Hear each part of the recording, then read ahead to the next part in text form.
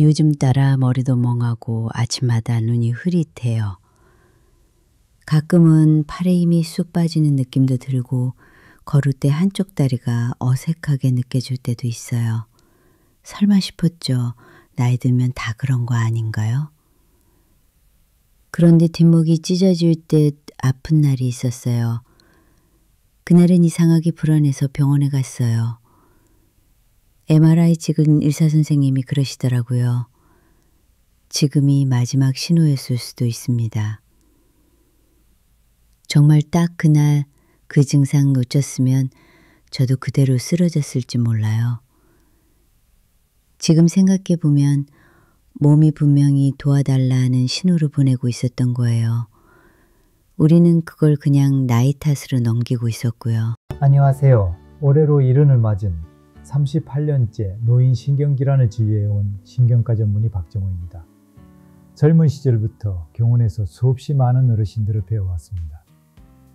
이제는 저도 그분들과 비슷한 나이가 되어 진료실에서 들었던 말들이 더 깊이 마음에 와닿습니다.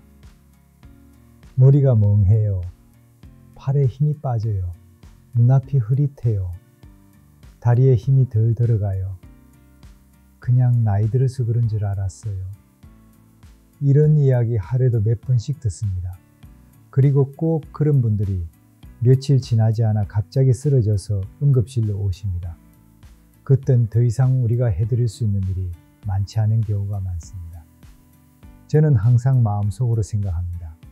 조금만 더 일찍 오셨더라면 얼마나 좋았을까. 사실 뇌졸중은 갑자기 찾아오는 병이 아닙니다. 우리 몸은 분명히 그 전에 여러 번 신호를 보냅니다. 그런데 우리는 그 신호를 너무 쉽게 놓치곤 합니다. 그냥 피곤해서 그런가 보다, 잠을 제대로 못 자서 그런가, 요즘 스트레스가 많아서 그렇겠지. 이렇게 넘기다 보면 결국 그 신호는 증상이 되고 증상은 사건으로 이어지게 됩니다. 예를 들어 갑자기 손에 힘이 빠지는 느낌이 든다거나, 계단을 오르는데 한쪽 다리에만 유독 힘이 안 들어간다거나, 자꾸 물건을 놓치게 된다면 이건 단순히 근육의 문제가 아니라 뇌에서 보내는 위험 신호일 수 있습니다. 시야가 흐릿해지고 눈앞이 번쩍이는 듯하거나, 갑자기 두통이 심하게 몰려올 때도 마찬가지입니다. 특히 뒷목이 찢어질 듯 아프다는 느낌은 많은 환자분들이 병원에 오기 전 마지막으로 느꼈던 증상이기도 합니다. 말이 잘 안 나오거나 말을 했는데 주변에서 이상하게 들린다고 말하는 경우도 있습니다. 이건 언어 중추가 잠깐 멈췄다는 뜻입니다. 전조 증상 중 하나인 일과성 허혈 발작, TIA의 전형적인 사례죠. 이 증상을 겪은 분들 중 상당수가 1년 안에 실제로 뇌졸중이 발생합니다. 하지만 문제는 이 모든 걸 우리는 너무도 쉽게 노화라고 생각한다는 겁니다. 나이 들면 다 그렇지 뭐, 이렇게 넘기기엔 그 결과가 너무도 무거울 수 있습니다. 그래서 저는 이렇게 말씀드립니다. 뇌졸중은 예고 없는 사고가 아니라 예고가 있었지만 우리가 못 알아본 경고일 수 있다고요. 많은 분들이 뇌졸중은 갑자기 쓰러지면서 시작된다고 생각하십니다. 하지만 실제로는 그 전에 몸이 수많은 사인을 보내고 있습니다. 단지 우리가 그걸 무시하고 지나쳐버리는 경우가 많을 뿐입니다. 예를 들어 볼게요. 최근 진료실에 오신 70대 여성 환자분이 계셨습니다. 몇 주 전부터 물건을 자꾸 떨어뜨리고 문고리를 잡는 힘도 약해졌다고 하셨어요. 피곤해서 그런 줄 알았다고 하셨지만 사실은 그게 시작이었습니다. 검사해보니 뇌의 한 부분에 작은 뇌경색이 지나간 흔적이 보였습니다. 이걸 무증상 뇌경색이라고 부르는데, 겉으로는 큰 문제가 없어 보여도 이미 뇌에 손상이 시작된 상태인 겁니다. 그분은 정말 운이 좋으셨던 겁니다. 그 작은 증상 하나로 병원에 오셨고 조기에 발견됐으니까요. 하지만 대부분의 분들은 이런 신호를 무시하고 결국 큰 발작으로 이어지곤 합니다. 이런 사례는 비단 한두 명이 아닙니다. 우리 몸은 항상 우리에게 신호를 보냅니다. 팔에 힘이 안 들어간다, 갑자기 말이 꼬인다, 시야가 뿌옇게 흐려진다. 이런 사소한 변화들이 사실은 뇌졸중의 전조일 수 있습니다. 그렇다면 이런 신호를 느꼈을 때 어떻게 대처해야 할까요? 첫째, 혈압은 무조건 체크하셔야 합니다. 특히 아침 혈압입니다. 아침에 기상 후 갑자기 혈압이 오르면서 뇌혈관이 터지는 경우가 많기 때문입니다. 평소 혈압이 140 이상이 나온다면 병원에 꼭 가셔야 합니다. 고혈압을 방치하는 건 뇌졸중의 문을 열어주는 것과 같습니다. 둘째, 경동맥 초음파 검사를 추천드립니다. 목에는 뇌로 향하는 중요한 혈관이 지나갑니다. 이 혈관이 좁아지거나 딱딱하게 굳어 있으면 뇌로 가는 혈류가 방해를 받게 됩니다. 경동맥 초음파는 비침습적이고 간단한 검사로 뇌졸중의 위험을 미리 파악할 수 있는 아주 유용한 방법입니다. 셋째, 인지 기능 자가 진단도 해보셔야 합니다. 뇌졸중은 단지 쓰러지는 증상만 있는 게 아닙니다. 최근 들어 갑자기 말이 느려졌다거나 단어가 생각이 안 난다거나 계산이 헷갈리고 익숙한 길에서도 방향 감각이 떨어진다면 이 역시도 뇌의 기능에 이상을 알리는 조기 신호일 수 있습니다. 넷째, 일상 루틴에서 작은 실수가 반복된다면 주의가 필요합니다. 예를 들어 집 열쇠를 매번 두고 나간다거나 같은 질문을 자꾸 반복한다거나 이런 작은 변화들이 사실은 뇌의 혈류 이상으로 인한 결과일 수 있다는 사실, 많은 분들이 모르고 지나치십니다. 다섯째, 갑작스러운 감정 변화도 체크해야 합니다. 별일 아닌데도 짜증이 난다거나 반대로 예전보다 무기력하고 의욕이 없어진다거나 이런 정서적 변화도 뇌 전두엽 기능의 이상과 관련이 있을 수 있습니다. 특히 가족이 먼저 눈치채는 경우가 많습니다. 본인은 잘 모르는 경우가 많기 때문에 가족이 예전과 다르다고 느낀다면 그 자체가 이미 하나의 경고일 수 있습니다. 여기까지는 지금 바로 확인해 볼 수 있는 전조 증상들입니다. 이제부터는 실제로 어떤 검사를 통해 뇌졸중의 위험을 체크할 수 있는지 구체적으로 설명드리겠습니다. 많은 분들이 MRI나 MRARB 같은 검사를 부담스럽게 여기십니다. 시간도 오래 걸릴 것 같고 비용도 걱정되시겠죠?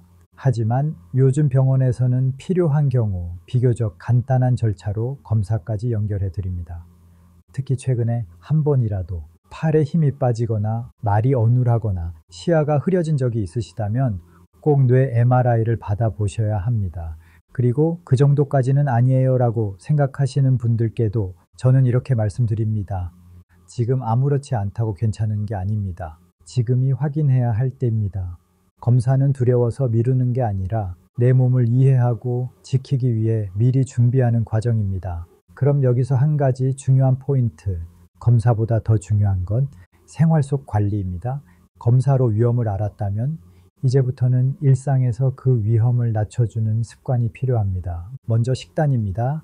짠 음식, 기름진 음식은 혈관을 빠르게 망가뜨립니다. 특히 국물 있는 음식, 젓갈류, 라면처럼 나트륨이 높은 음식들은 매일 먹으면 그게 바로 누적된 독이 됩니다. 대신 채소, 과일, 견과류, 등푸른 생선을 중심으로 항산화와 혈관 건강에 좋은 식재료를 꾸준히 드셔야 합니다. 특히 오메가3가 풍부한 고등어나 연어는 혈관 염증을 줄이고 뇌혈류 개선에 도움이 됩니다. 다음은 운동입니다. 무리한 운동이 아닌 걷기 같은 유산소 운동이 중요합니다. 하루 30분, 딱 30분만 걷는 습관이 당뇨, 고혈압, 고지혈증 모두를 조절해 줍니다. 그리고 반드시 말씀드리고 싶은 건 수면입니다. 수면이 부족하거나 수면의 질이 떨어지면 혈압이 불안정해지고 혈관도 긴장 상태가 지속됩니다. 밤에 자주 깨거나 새벽에 일찍 깨는 습관이 있다면 수면 건강부터 점검하셔야 합니다. 또 하나, 스트레스도 무시하시면 안 됩니다. 스트레스가 심해지면 혈관이 수축되고 뇌혈류가 불안정해지면서 뇌졸중 위험이 올라갑니다. 그래서 저는 항상 명상이나 깊은 호흡 또는 조용한 음악 듣기처럼 긴장을 풀 수 있는 시간을 하루에 잠깐이라도 가지시길 권해드립니다.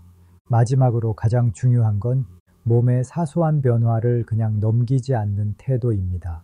갑자기 단어가 생각나지 않는다, 걸음이 어색해진다, 손에 자꾸 힘이 빠진다. 이런 변화가 단순히 피곤해서 그런가 보다 하고 지나치기엔 우리의 나이는 결코 가볍지 않습니다. 내 몸의 신호를 가장 먼저 알아차릴 수 있는 사람은 다름 아닌 본인입니다.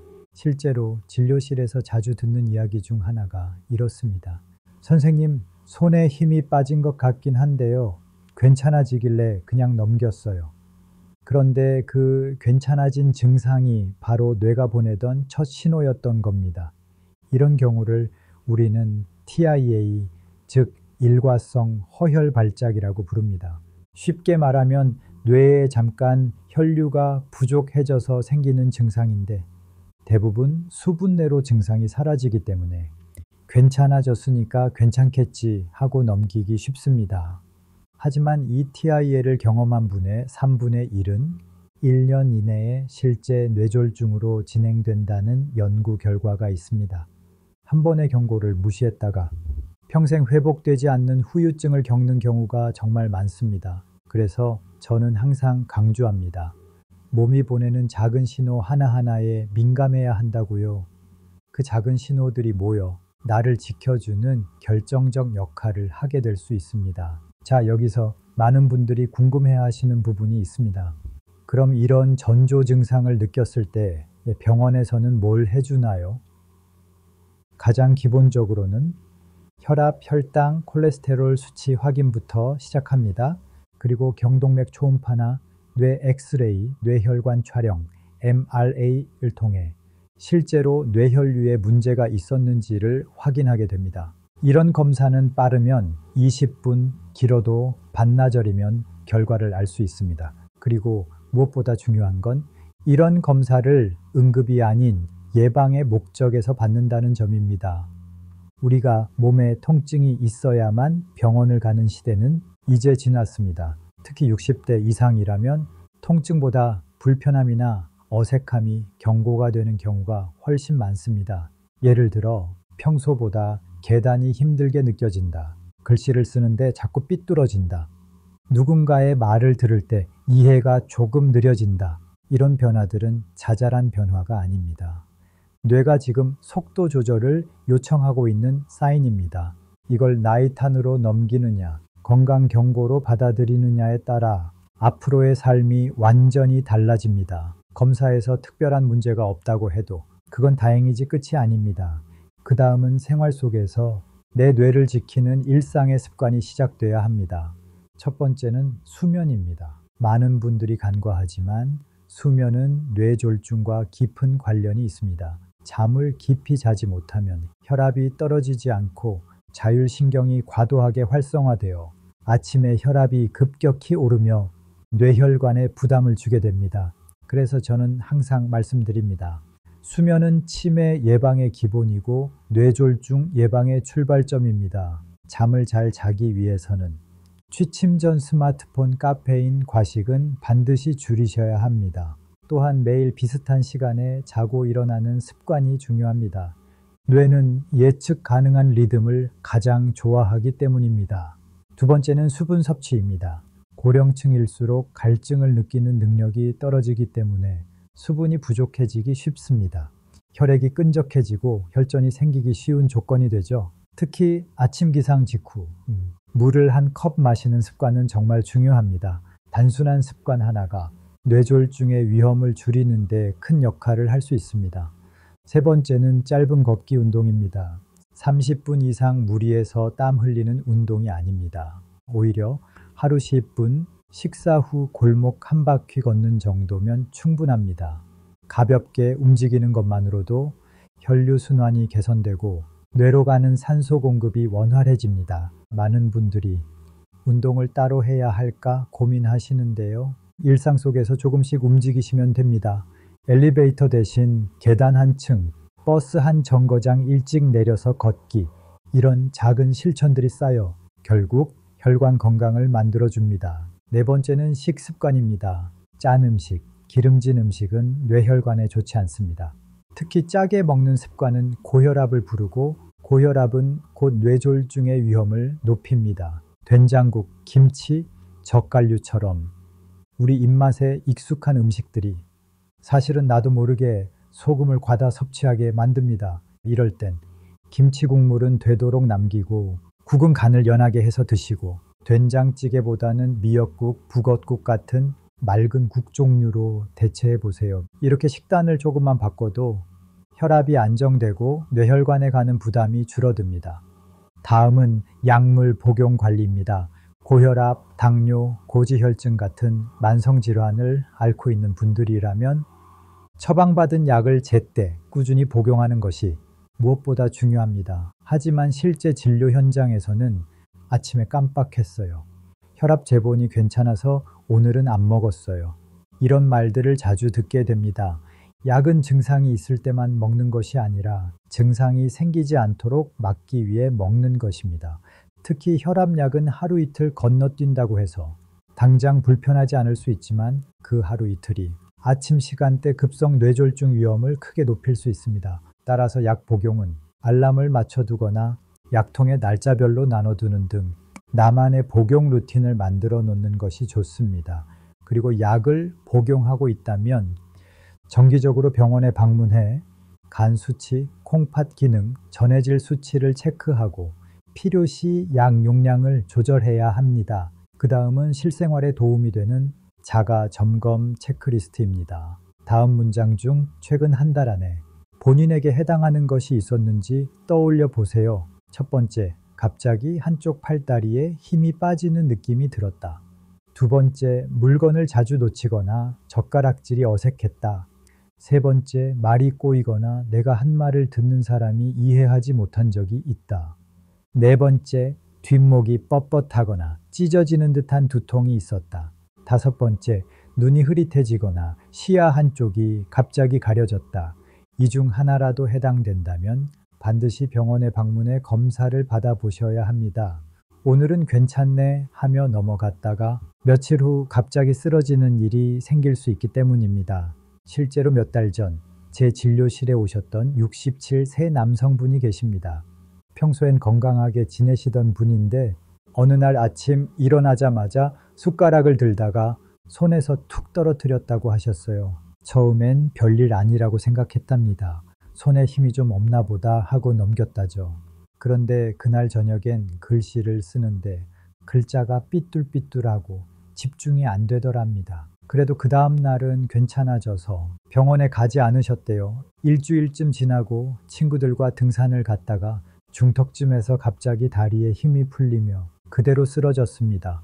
구급차로 실려오셨고 검사 결과는 뇌경색, 이미 뇌의 한 부분이 손상된 상태였습니다.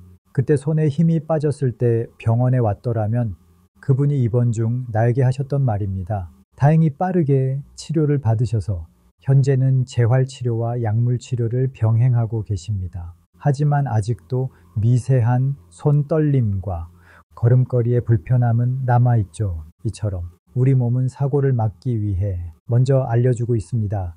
도움이 필요한 순간이 오기 전 작은 변화에 귀 기울여야 합니다. 또 한 가지 강조드리고 싶은 건 가족 간의 관심과 관찰입니다. 본인은 별일 아니라고 생각해도 가족은 이전과 다른 모습에 먼저 눈치챌 수 있습니다.